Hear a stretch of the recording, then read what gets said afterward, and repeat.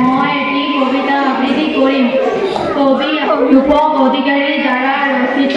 কবিতাৰ শিৰোনাম কলম।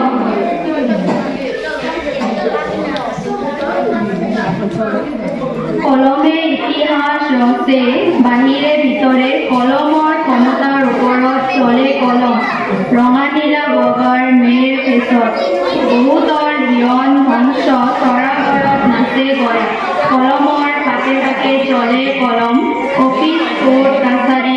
কলমৰ মেৰ ফেচত বহুতৰ জীৱন গঢ়ে, বহুতকে ৰঙা ঘৰৰ বাট দেখুৱায়।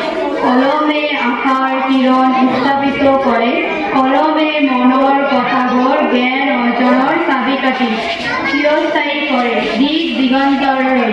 লৰালিতে কলমৰ দাগ আছিল, ইচ্ছামতে অকাই পকাই আঁকিছিলোঁ।